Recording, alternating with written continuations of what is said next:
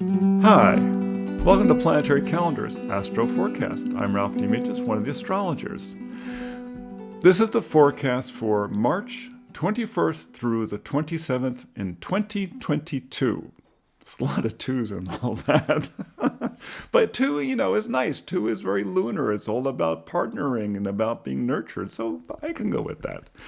Now, before I go into this week, I have to mention, when we do the calendars and such, we write forecasts, small forecasts that are in the calendar, and you can see by the little letters that are, within each day, whether or not there's something written. And for the 18th and the 20th, I had written something really interesting about those times. By the full moon on the 18th, the oppression of the past few months will feel like a quickly fading bad dream, being replaced by the hope of spring. You won't have to wait long because 2 days later, the sun enters Aries at the spring equinox. And on the 20th, with Mercury conjunct Jupiter, coincidental with the equinox. This is real powerful. Jupiter, the biggest planet, with the smallest planet conjunct Mercury. Let your thoughts wander into hopeful lands because there is power in this day's imagining.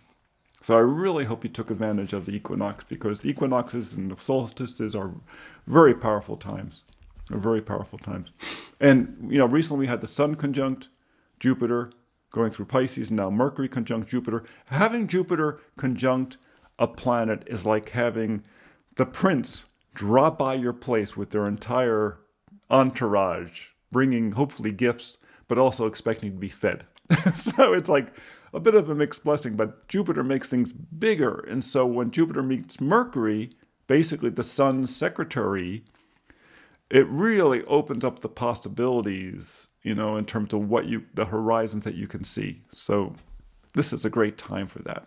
Now, as we get past the equinox onto the 21st, very, very social day, but also a busy work day. Know why? Because when you look at the number, you'll see that there's Jupiter, Mercury above, Mars, Uranus, Venus, Saturn below.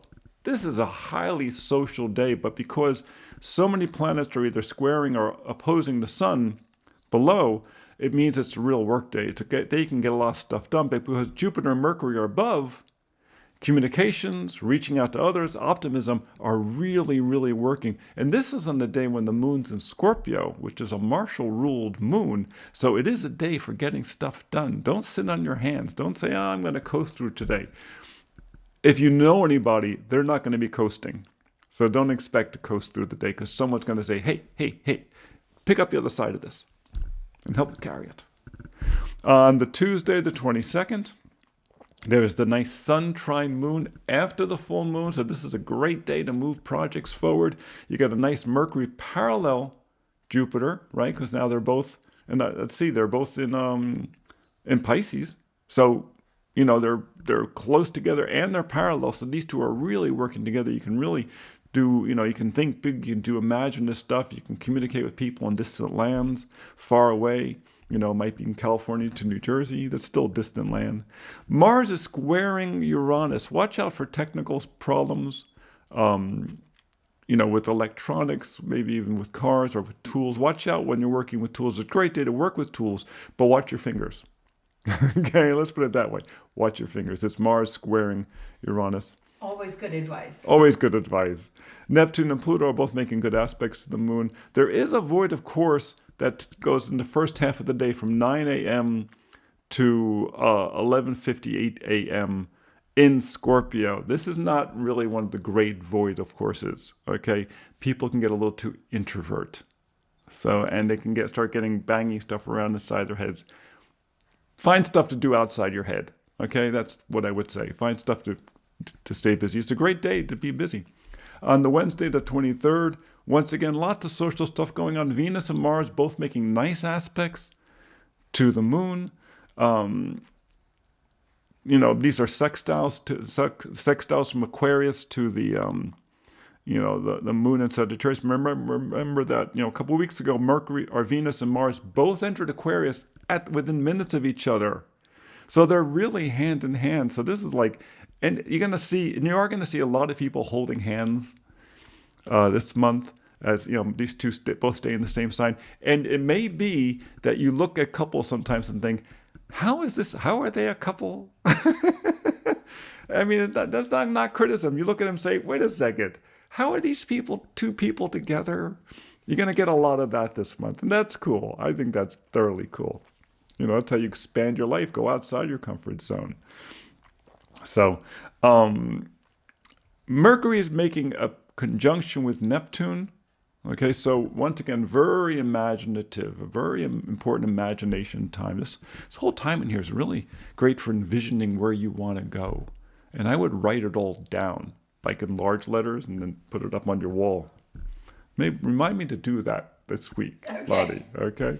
More letters, large letters on the wall. On the wall, okay. Yes, very important. We get to the third quarter moon on the 24th. There's going to be avoid a course, kind of troublesome because it's in Sagittarius though, but from just about 6 a.m. in the morning to just about 3 p.m. in the evening or the afternoon. But it's avoid a course when the moon's in Sag. It's a really strong position for the moon. Once again, it's kind of like the moon in Cancer. The moon knows what she's doing. So it's not going to be that problematic, but it wouldn't hurt to have a list. Saturn is making a good aspect to the moon from Aquarius to Sagittarius, so it's going to be in the earlier part of the day. Neptune and Mercury are making challenging aspects. They shouldn't be too problematic, but watch out for details getting missed. Really watch out for that kind of stuff. Mercury's parallel Neptune, not that powerful aspect, except for the fact they were conjunct the day before, so take that back. Powerful aspect. It's once again that continuing of this, you're using your imaginative self. And of course, the sun is conjunct or square the moon because it's the quarter moon. It's a busy day. This is like a bit of a hectic day. And there's when you ever see the black boxes on a day like this, I should have known when I got to this day by the black box, Lonnie. I just missed it. It's a tongue twister day for you. It is. And I'm the one who puts the black box there because I do the time setting. See how easy it is to miss this stuff? That's why it's so important to have the calendar. We use it every day. Every day, first thing we do is we look at the calendar because you can't keep the stuff in your head. On the Friday, fortunately, the 25th, nice, easy day. The moon is safely in Capricorn, that good, practical Capricorn moon. It's funny, when we were doing charts of musicians and famous actors and actresses, a lot of Capricorn moons. Boy, a lot of Capricorn moons, very disciplined emotionally. And that's what the Capricorn moon is about. It's a very emotionally disciplined day. I think of it's the grandmother's day, the grandmother's moon, because it's the senior female saying, look, these are the rules we live by that make life good over a long period of time. Because it's Capricorn. Everything is long term with them. The only aspect going on that day is a good aspect from Uranus and Taurus. Well, isn't that nice?